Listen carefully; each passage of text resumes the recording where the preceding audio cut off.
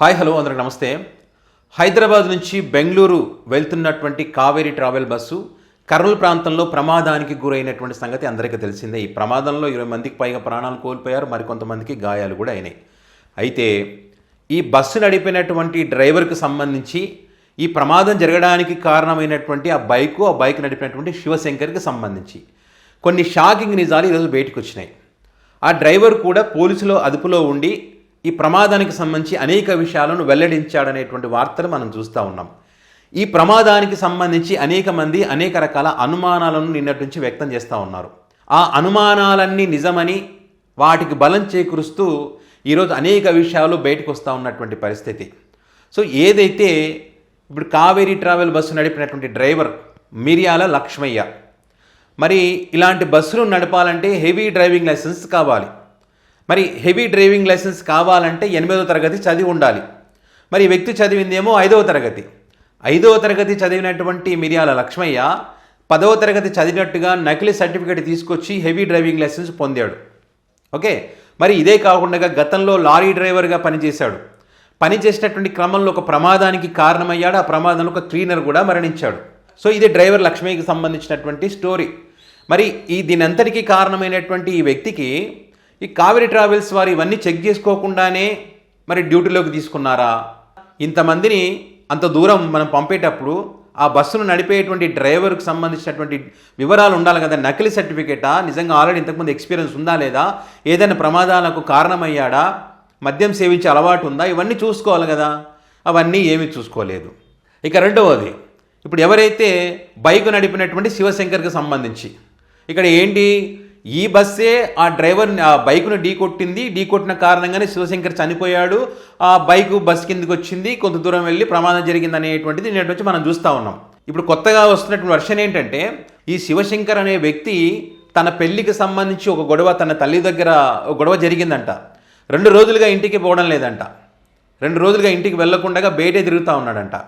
ఈ ప్రమాదం జరగడానికి 2 గంటల ముందు తల్లి ఫోన్ చేసి ఇంటికి రమ్మని చెప్పిందంట.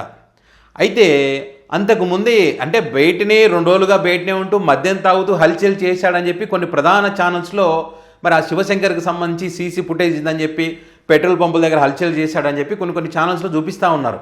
మరి నిజంగా శివశంకరేనా కాదా అనేది మనకు తెలియదు, మద్యం సేవించాడో లేదో కూడా మనకైతే తెలియదు. కానీ కొన్ని ప్రధాన ఛానల్లో చూపిస్తున్నటువంటి వార్తలు అవి.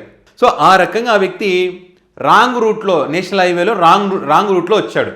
రాంగ్ రూట్లో వచ్చినటువంటి క్రమంలో మరి ఈ బస్సు ఏదైతే కావేరీ ట్రావెల్ బస్సు ఏదైతే ఉందో 120 కిలోమీటర్ల స్పీడ్తో ప్రయాణం చేస్తూ ఉందంట.